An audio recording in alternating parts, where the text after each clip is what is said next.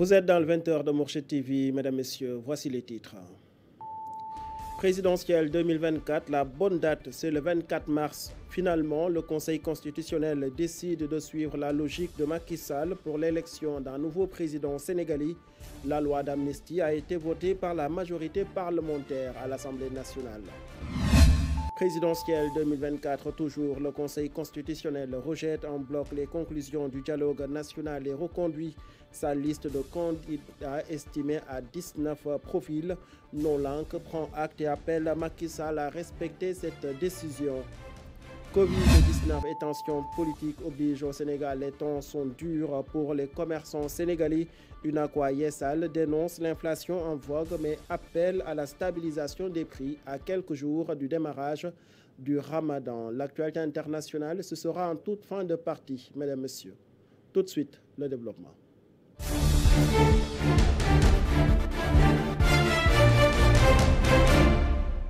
Bonsoir et bienvenue. Le Conseil constitutionnel décide de s'aligner à la date retenue par le président Macky Sall pour retenir le scrutin présidentiel au 24 mars prochain.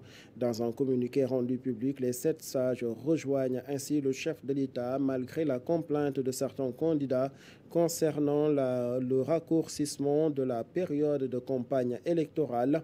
Hier, le Conseil avait annoncé le 31 mars pour élire le nouveau président sénégalais, une décision prise en substitution des prérogatives du chef de l'État afin de pallier à l'inertie de l'administration et de satisfaire à l'exigence constitutionnelle de la reprise du processus électoral interrompu.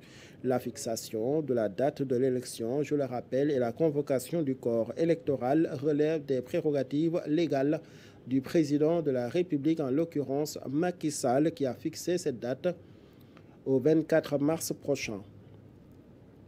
Présidentielle 2024, toujours, le Conseil constitutionnel accepte finalement la décision de Macky Sall de fixer la date au 24 mars prochain au lieu du 31 mars. Macky Sall a convoqué le collège électoral ce mois-ci.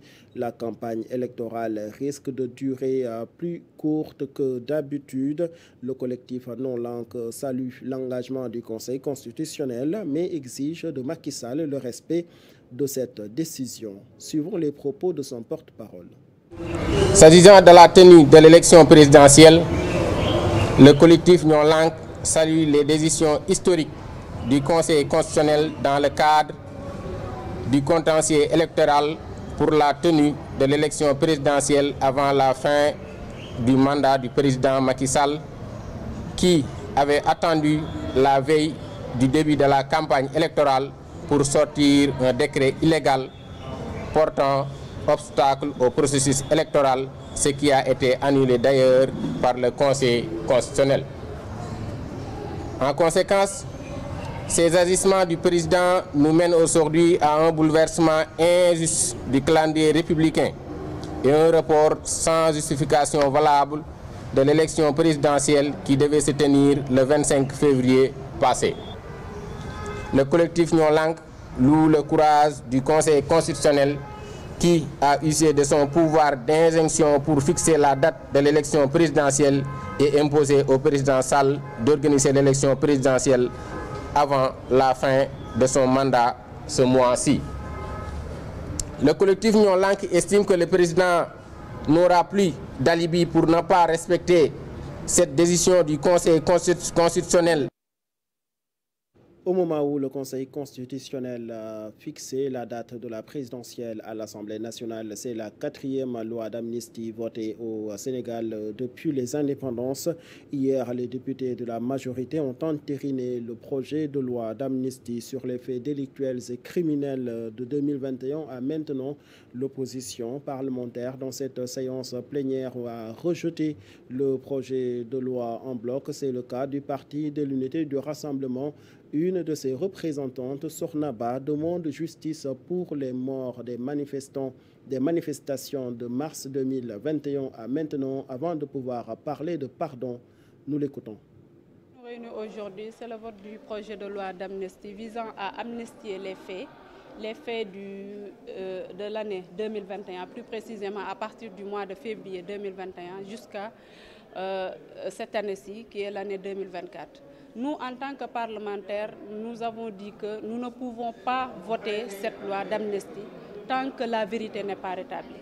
Parce qu'il y a des Sénégalais qui ont été inculpés, il y a des Sénégalais qui ont été torturés, il y a des Sénégalais qui ont été emprisonnés. C'est bel et bien de parler de réconciliation nationale, de paix, mais cette paix-là doit être précédée par ce qu'on appelle la justice. Parce que dans un pays et un État démocratique comme le Sénégal, je pense que certains faits qui se sont passés méritent d'être éclairés, méritent d'être sanctionnés pour qu'à l'avenir, personne n'ose se comporter ainsi. Le président Macky Sall, avec son régime, avait arrêté d'honnêtes citoyens. Il y a même des citoyens qui ont été tués dans des conditions très graves. On a vu une personne portant un maillot, le fameux maillot numéro 9, en train de tirer sur des populations. Mais est-ce que ces faits-là ne doivent pas être éclairés pour qu'on puisse situer les responsabilités, puisqu'à l'avenir, de pareilles choses ne se produisent ici au Sénégal. Nous votons non à cette loi d'amnistie. On ne vote pas non pour le simple plaisir de le faire. On le vote, c'est parce qu'on réclame justice.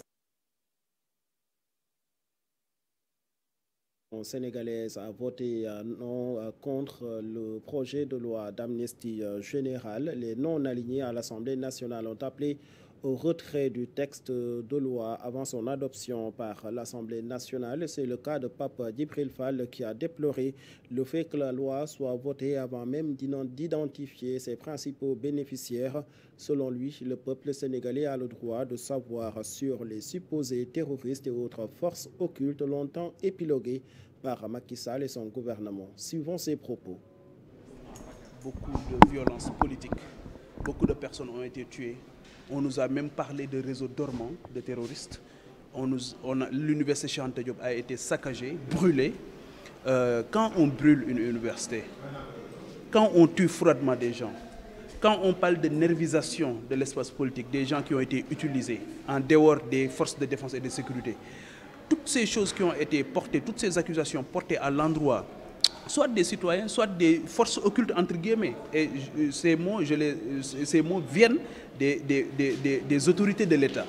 Donc tout cela, on ne peut pas aujourd'hui oublier comme si de rien n'était. Alors que ce n'est pas le cas. Il s'est passé des choses dans ce pays. Donc des jeunes aussi ont été froidement tués de tous les bords. Maintenant, il faut qu'on essaye de savoir qui a fait quoi avant maintenant d'ouvrir de larges concertations. Une réconciliation, encore une fois, on ne la décrète pas, on la sécrète. Ça prend du temps. Tout le temps qu'ils ont pris pour diviser le pays, peut-être qu'on prendra autant de temps pour réconcilier les Sénégalais. Nous, on dit vérité d'abord. On demande à la justice. Et la justice, ce n'est pas la chasse aux sorcières, encore une fois. On demande à la justice de faire son travail convenablement, en toute impartialité. Et ensuite, on peut envisager une réconciliation nationale. Réconciliation nationale ou non, en tout cas, beaucoup pensent que cette loi d'amnistie profite plutôt à Macky Sall et à son gouvernement. La majorité présidentielle, lors de cette plénière, pense autrement, en considérant que cette loi profite plutôt à Ousmane Sonko et compagnie. Des allégations balayées par Abbas Fall, le député de PASTEF, qui a rejeté toute possibilité de combine entre le gouvernement du Sénégal et Ousmane Sonko et le parti PASTEF, notamment sur la libération des détenus politiques. Selon lui, certains ont voulu faire de la récupération politique avec cette loi, mais le PASTEF a voté contre. Nous l'écoutons au micro d'Ousmane Diaye. Nous tenons à le dire ici. Si Madame le ministre avait répondu à nos préoccupations, nous le disons et nous l'assumons. Le peuple sénégalais sait que nous allions voter cette loi. Si Madame le ministre nous avait dit que tous les crimes ne sont pas effacés par cette loi, nous aurions voté. Donc vous n'êtes pas convaincu que ce projet Mais effectivement, et Madame le ministre nous a dit de façon claire, malheureusement, que tous les crimes seront effacés par cette loi. Et tout ce qui parlait aujourd'hui, pour dire oui, il faut que les victimes soient, qu'il faut penser aux victimes, n'ont pas eu de victimes. Seul PASTEF a eu des victimes. C'est PASTEF qui a qui a eu 60 morts. C'est PASTEF qui a eu 1500 prisonniers.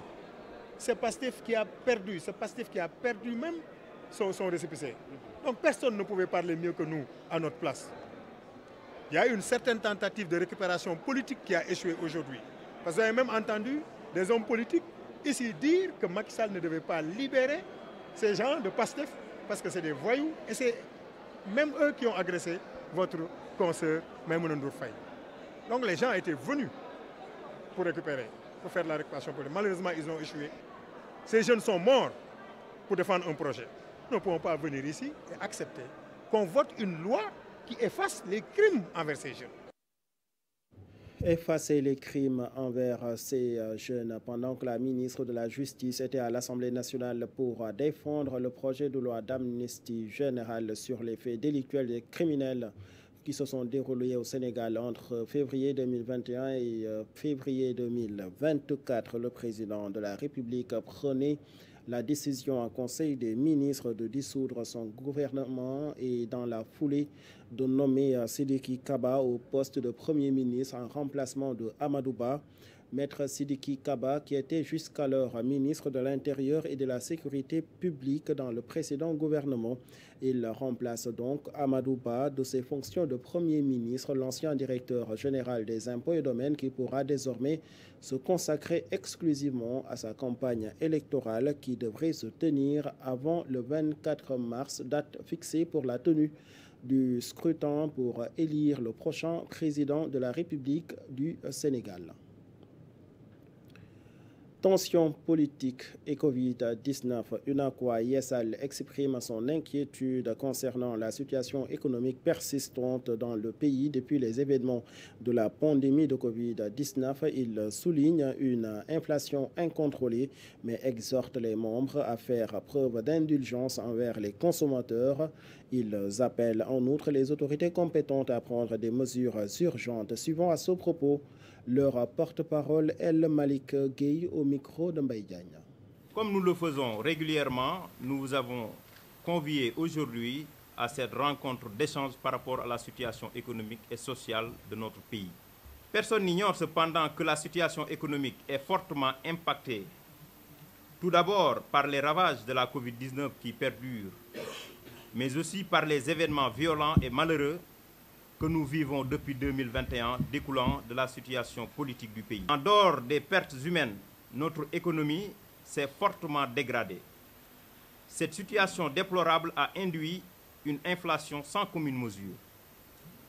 Il faut noter que l'instabilité politique et sociale pourrait entraîner une situation chaotique de notre pays.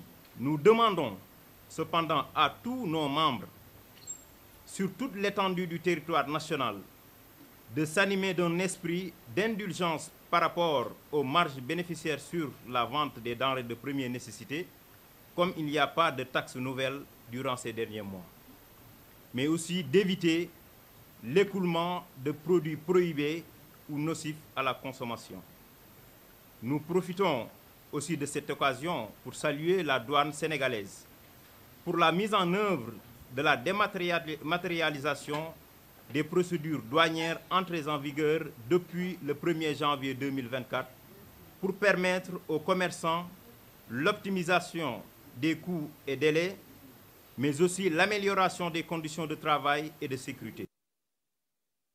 L'UNACOIS Yessal qui appelle à la stabilisation des prix à quelques jours du démarrage du mois de Ramadan. À l'approche de ce mois, justement, le bureau de l'attaché des affaires religieuses de l'Arabie Saoudite à Dakar a organisé une cérémonie de lancement de son programme suivi de la distribution de dates. Une initiative qui tient à cœur les autorités locales sénégalaises qui ont magnifié l'engagement de l'Arabie Saoudite auprès des communautés les plus démunies au Sénégal en matière de solidarité agissante. Suivons quelques réactions au micro de Mbaye Diagne. L'objet de notre présence, c'est juste en premier de magnifier la relation entre l'Arabie Saoudite et l'État du Sénégal, mais aussi le partenariat que l'ambassade de l'Arabie Saoudite est en train de mener au niveau local, avec des instituts de formation, avec les populations elles-mêmes, mais aussi avec les institutions municipales. Aujourd'hui, on est là dans le cadre d'une collaboration parce que l'Arabie Saoudite faisait beaucoup d'efforts envers les populations, mais quand même utilisait d'autres canaux. Et aujourd'hui, il a décidé, pour une partie, en tout cas de ses interventions, de passer par les collectivités territoriales. Et ça, nous l'apprécions.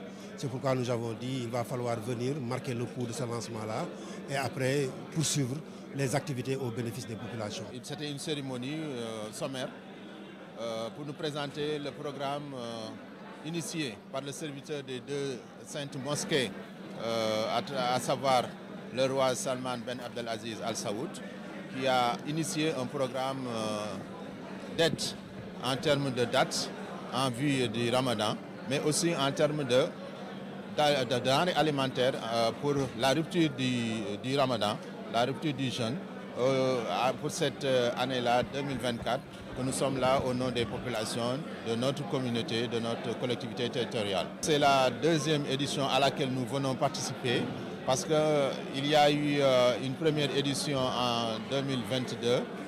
L'année dernière, nous n'avons pas pu en bénéficier, mais quand même cette année-ci, nous sommes là et nous remercions à cette occasion-là l'ambassade. Tout de suite, l'actualité internationale.